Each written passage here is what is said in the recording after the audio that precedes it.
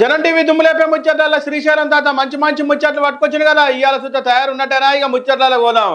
ఇక సర్పంచ్ ఎలక్షన్లు ఎప్పుడు పెడతారు ఇక పెడతారా నేను పెడతారా అని అనుకుంటారు కూడా 15 నెలలకు రానే వచ్చింది. మరి ఇంతకు ఒక తాన ఏమైందంటే ఈ సర్పంచ్ కుర్చీ ఖాళీ ఉండేసరికి మరి ఆమెకు ఏమనిపించిందో ఏం కాదనో కానీ ఈ సర్పంచ్ కుర్చీలో కూర్చుంటే ఎట్లొస్తుందో రాజవైభోగం అనుకున్నట్టుంది. ఏకంగా సర్పంచ్ కుర్చీనే కబ్జా చేసింది అనుకో రాదు. మరి ఇంతకా సర్పంచ్ కుర్చీని కబ్జా చేసింది ఎవరు? ఎలక్షన్లు పెట్ట ముందుకే ఈమెట్లా కూర్చుంది. ఇక దాని కథ ఏందో మొత్తం చూసేద్దాం. పరి ఆగో చూసిన అరువుల కుక్క ఎంత మంచి కూర్చుందో కుర్చీ మీద. రవ్వా అట్బా ఎక్కడిది పో కనకపు సింహాసనం మీద శోకం కూర్చోబెడితే ఏమవుతుంది అన్నట్టు ఇగో కుక్క కూడా సర్పంచ్ కుర్చీలో కూర్చుంది అనుకోరాదు. ఇక ఇయ్యాల పెడతారా రేపు పెడతారా ఎప్పుడు పెడతారా సర్పంచ్ ఎలక్షన్లని ఇక దానికి కూడా కోపం వచ్చినట్టుంది ఆయంత. ఇక దబ్బున పోయి ఏకంగా సర్పంచ్ కుర్చీ మీదనే కూర్చుంది అనుకోరాదు. నిర్మల్ జిల్లా కడేల మండలం ధర్మాజ్పేట అనే ఊళ్ళో ఇగో గ్రామ పంచాయతీ కార్యాలయంలో ఎవరు లేకపోయేసరికి ఆయన కుక్కెక్కి ఇట్లా కూర్చునేసరికి అందరు వచ్చి వీడియోలు తీసి సోషల్ మీడియాలో పెట్టేసరికి గిర్రలు కొడుతుంది.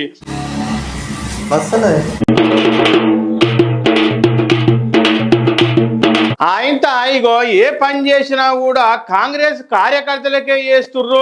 ఇగో నిన్నమనక రాజీవ్ వికాస్ ఆయనతో ఇందిరామ్మ నెంబరు ఇందిరామ్మ కమిటీలు అని చెప్పి ఇండ్లు ఇచ్చుడు ఇవన్నీ నడుస్తుంది కదా జోరుగా. ఇక అంత ఊళ్ళలోనైతే మంచిగా జోరుగానే నడుస్తుంది అనుకురాదు. ఏమున్నా కార్యకర్తలకే వేసుకుంటుర్రు అని చాలా మంది అయితే అనుకుంటుర్రు. ఇక ఒక అన్న ఏం చేసింది అంటే ఇల్లు ఇయ్యలే అని చెప్పి ఏకంగా ఇగో ఒక అది ఏందో ఉంటది కదా అదే ఎక్కిండు అనుకోరాదు. మరి ఎందుకో అన్న అదే ఎక్కిండు, మరి ఎందుకు అంత కోపం వచ్చింది?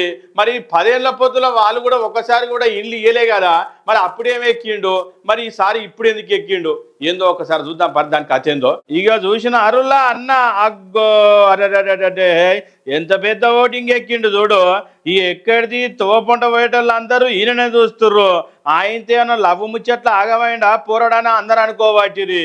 అరే ఆడికేసి దుంకుతాడైందని చాలా మంది బండ్లు ఆపి చూస్తుర్రు అనుకోరాదు. ఇంతకు ముచ్చటేందంటే ఆయన కాట ఇందిరమ్మ ఇల్లు ఇయ్యలేదట. ఇందిరమ్మ ఇల్లులో ఎన్నిసార్లు అప్లికేషన్ పెట్టుకున్నా కూడా ఆయనకి ఇల్లు ఇయ్యలేదని హన్మకొండ పోలీసు హెడ్ క్వార్టర్ ముందు ఓటింగ్ ఎక్కి ఇగో తిరిగి నిరసన వ్యక్తం చేసిండు పాషా అబ్దుల్ అంట. ఆయన హన్మకొండ రామ్నగర్కి చెందిన పాషా అబ్దుల్ తండ్రి 4 ఏళ్ల క్రితం హోంగార్డుగా పనిచేస్తూ మరణించిందట. ఇక అప్పటి నుంచి జరంత అన్న ఆగమాగమే చేస్తుండ అనుకోరాదు. ఆయనతో ఇగో ఏం తక్కువ 4-5 సార్లు అప్లికేషన్ పెట్టినా ఇల్లు రాలేదని కోపంతో ఇగో గిట్లా ఓటింగ్ ఎక్కి అందరినీ ఆగం పట్టేస్తుండు. ఓరి వారి ఎట్లయినా వస్తే తీరే నాయన కాంగ్రెస్ ప్రభుత్వం గట్టిగానే ఉంది, ఎవరికి లంచం గిచ్చం ఇచ్చేది ఏం లేదు, కంపల్సరీ ఇస్తామనే చెప్తున్నారు. ఏమన్నా అవకతవకలు అయితే ఊరుకునేలేదని గవర్నమెంట్ వాళ్ళు అయితే గట్టిగానే చెప్తుర్రు. నువ్వేం భయపడకరా నాయన, నీ వార్త పోయింది సోషల్ మీడియాలో చెక్కలు కొట్టి మంత్రో దాకా ఏరింది. నీకు తప్పకుండా ఇల్లు ఇస్తారు కానీ దిగురా నాయన. ఆయనతో 10 ఏళ్ళకెళ్ళి ఏం చేసినవారు? ఆయన ఇల్లు రాకపోతే గిట్టనే ఎక్కినవా? ఊకే హోంగాడులు అప్పుడేం సప్పుడు చేయకపోతే ఇప్పుడేం లొల్లి పెట్టబడ్డామని చాలా మంది అనుకుంటుర్రు. నీకు వచ్చినట్టే పో ఇల్లుగా.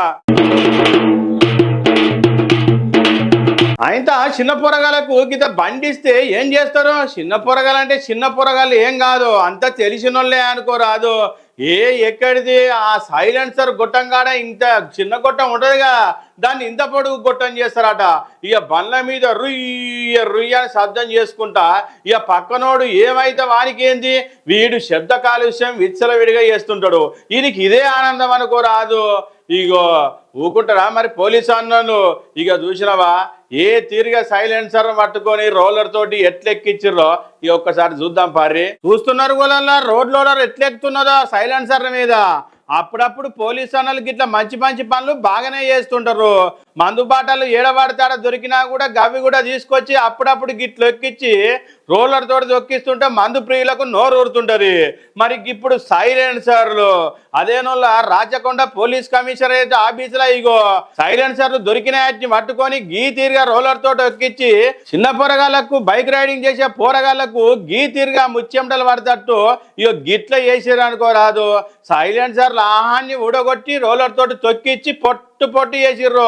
ఓరి బచ్చవేగాళ్ళు బడివేగాళ్ళు చూడుర్రా నాయన, ఇకనైనా మీరు మారుర్రి. సైలెన్సర్ వేసుకొని ఇతరులకు ఇబ్బంది కలిగించుడు కాదురా నాయన. మీరు మంచిగా చక్కగా చదువుకొని అవ్వయ్య చెప్పినట్టు వినాలి కానీ బైకుల మీద శబ్దం చేసుకుంటా రుయ్య రుయ్య పోతుంటే పోలీస్ అన్నలు ఊకుంటారు అనుకుంటున్నారా నాయన? మీ పని పడుతూనే ఉంటారు. జర పైలం చూస్తుండ్రు. ఓ పోలీస్ అన్నలు మంచి పని చేసిరని అందరు మెచ్చుకోబట్టిరి.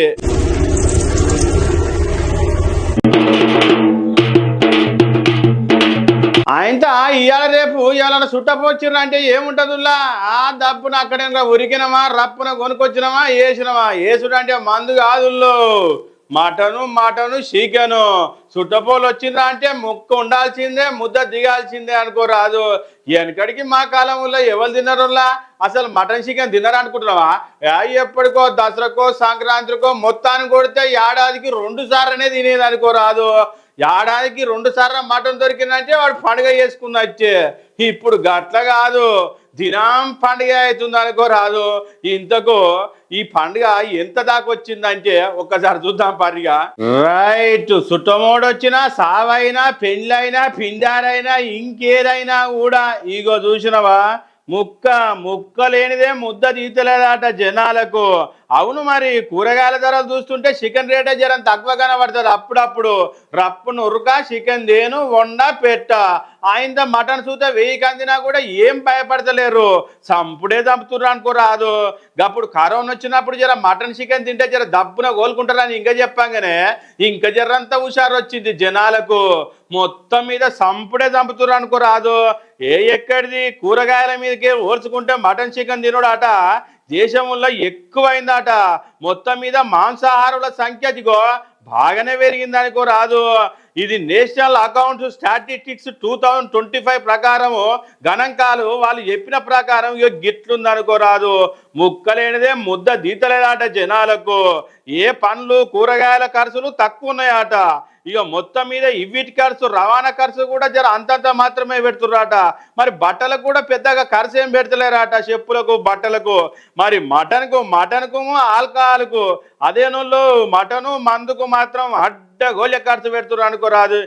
ఎక్కడిది తినసావాలరా అంటారు కదా, ఎవరు భయపడతలేరు అనుకోరాదు. తగ్గేలేదా అన్నట్టుగా మటన్ చికెన్ అడ్డగోలుగా తింటుర్రు జనాలు.